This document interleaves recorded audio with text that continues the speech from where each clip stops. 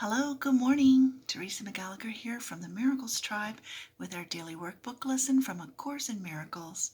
Today we are on lesson 169. By grace I live, by grace I am released.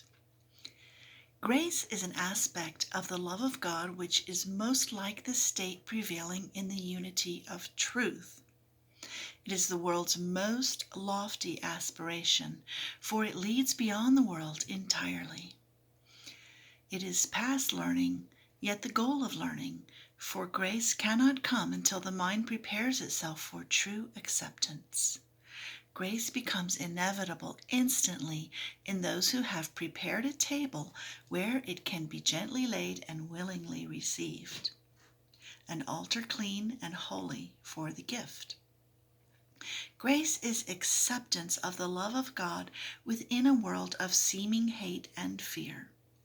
By grace alone, the hate and fear are gone, for grace presents a state so opposite to everything the world contains that those whose minds are lighted by the gift of grace cannot believe the world of fear is real. Grace is not learned. The final step must go beyond all learning. Grace is not the goal this course aspires to attain. Yet, we prepare for grace in that an open mind can hear the call to awaken. It is not shut tight against God's voice. It has become aware that there are things it does not know and thus is ready to accept a state completely different from experience with which it is familiarly at home. We have perhaps appeared to contradict our statement that the revelation of the Father and the Son as one has been already set. But we have also said the mind determines when that time will be and has determined it. And yet we urge you to bear witness to the Word of God, to hasten the experience of truth and speed its advent into every mind that recognizes truth's effects on you. Oneness is simply the idea God is, and in His being He encompasses all things. No mind holds anything but Him. We say God is, and then we cease to speak, for in that knowledge words are meaningless.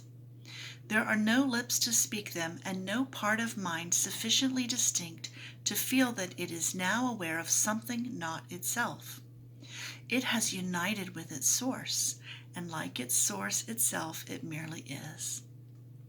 We cannot speak nor write nor even think of this at all.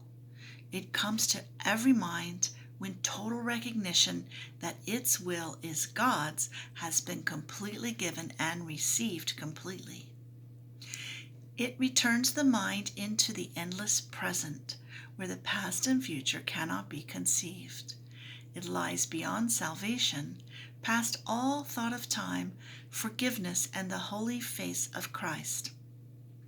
The Son of God has merely disappeared into His Father as His Father has in Him.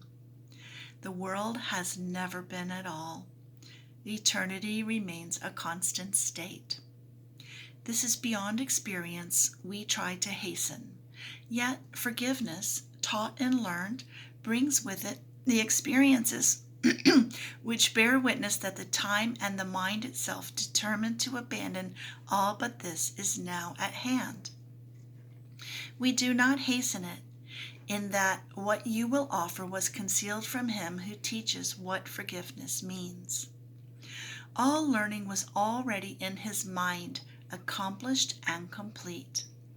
He recognized all that time holds and gave it to all minds that each one might determine from a point where time was ended when it is released to revelation and eternity.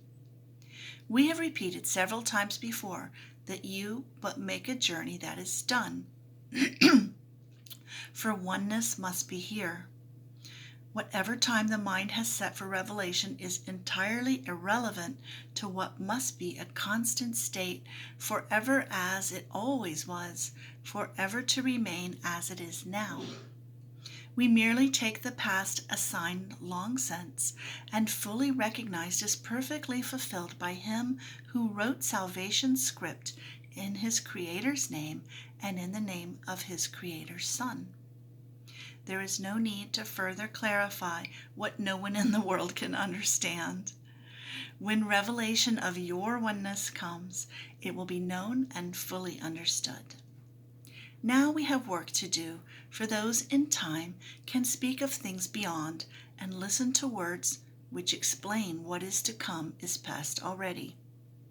Yet, what meaning can the words convey to those who count the hours still and rise and work and go to sleep by them? Suffice it then that you have work to do to play your part. The ending must remain obscure to you until your part is done.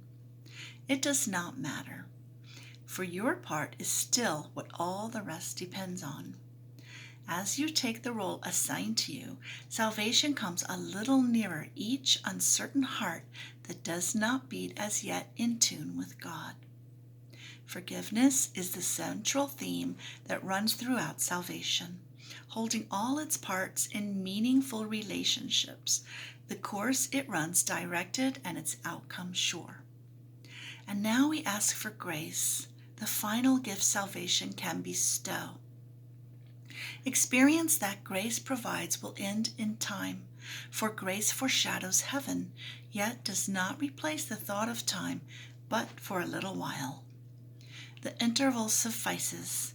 It is here that miracles are laid, to be returned by you from holy instance you receive through grace in your experience to all who see the light that lingers in your face. What is the face of Christ but His who went a moment into timelessness and brought a clear reflection of the unity He felt an instant back to bless the world? How could you finally attain to it forever, while a part of you remains outside, unknowing, unawakened, and in need of you as witness to the truth? Be grateful to return, as you are glad to go an instant, and accept the gifts that grace provided you. You carry them back to yourself. And revelation stands not far behind. Its coming is ensured. We ask for grace and for experience that comes from grace. We welcome the release it offers everyone. We do not ask for the unaskable. We do not look beyond what grace can give, for this we can give in the grace that has been given us. Our learning goal today does not exceed this prayer.